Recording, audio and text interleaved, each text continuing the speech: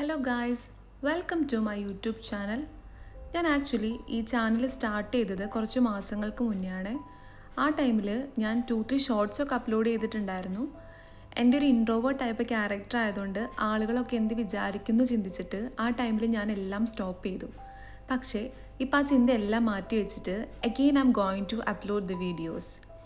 ഇന്നൊരു മടിയൻ ബർഗർ കഴിച്ചുകൊണ്ടാണ് ഈ ഡേ സ്റ്റാർട്ട് ചെയ്യുന്നത്. ബിക്കോസ് ഇതൊക്കെ ഉണ്ടാക്കാനായിട്ട് കുറച്ചുകൂടി ഈസി ആണല്ലോ. ഇതൊരു സൈഡിൽ ഒതുക്കിയതിന് ശേഷം ലഞ്ചിനുള്ള പ്രിപ്പറേഷൻസൊക്കെ സ്റ്റാർട്ട് ചെയ്തു.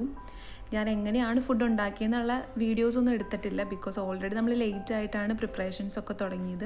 അപ്പോൾ ഇന്ന് കഴിക്കാനായിട്ട് നല്ല കുത്തരിച്ചോറുണ്ടായിരുന്നു, അതുപോലെ ചിക്കൻ ഫ്രൈ ഉണ്ടായിരുന്നു.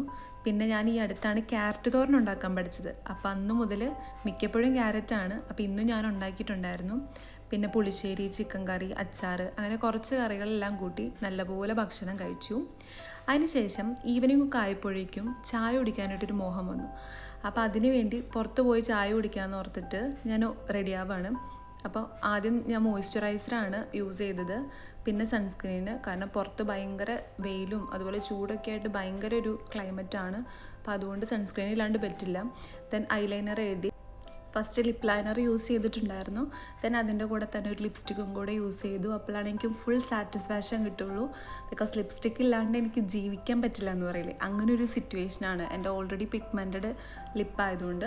അതിനുശേഷം ഞാൻ മുടിയൊക്കെ ഒന്ന് കോംബ് ചെയ്തു. എനിക്ക് പോണിറ്റെയിൽ കെട്ടാനായിട്ട് ഭയങ്കര ഇഷ്ടമാണ്, പക്ഷേ റെയറായിട്ടേ കെട്ടാറുള്ളൂ ബിക്കോസ് ഓഫ് മൈഗ്രെയിൻ. എനിക്ക് മൈഗ്രെയിൻ ഉള്ളതുകൊണ്ട് എനിക്കൊന്നും പറ്റത്തില്ല.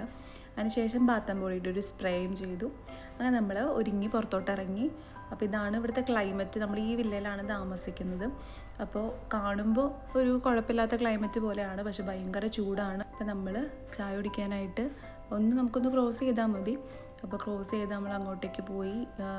ചായ കുടിക്കാന്നുള്ള പേരിൽ പോയിട്ട് വാങ്ങിച്ചത് പെപ്സിയാണ്. പെപ്സിയും പിന്നെ ഒരു സ്വീറ്റ് ബോണ്ടയാണ് വാങ്ങിച്ചത്. ചായ കുടിക്കാനുള്ള മോഹം കൊണ്ട് പോയതാണ്. ഒറ്റ നിമിഷത്തിൽ മനസ്സ് മാറി പെപ്സി വാങ്ങിച്ചുകൊണ്ട് വന്നേക്കാണ്.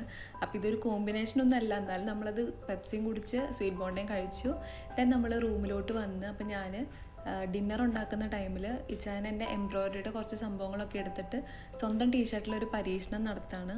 അപ്പോൾ പുള്ളിക്കാരൻ ചെയ്തതിൽ ഞാൻ അപ്രിഷ്യേറ്റ് ചെയ്യുന്നു, ബിക്കോസ് ഒത്തിരി ഫോണൊക്കെ യൂസ് ചെയ്യുന്ന ഒരാളാണ്. ഇതൊക്കെ മാറ്റി വെച്ചിട്ട് വേറെ പല കാര്യങ്ങളിൽ എൻഗേജ്ഡ് ആവാൻ തോന്നിയത് തന്നെ ഏറ്റവും വലിയ കാര്യം എന്നോർത്ത് ഞാൻ അപ്രിഷ്യേറ്റ് ചെയ്യുന്നത്.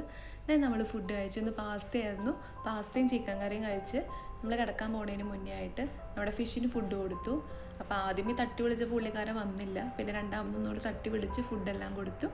അപ്പോൾ ഇത്രയേ ഉള്ളൂ ഇന്നത്തെ വീഡിയോ. Thanks for watching.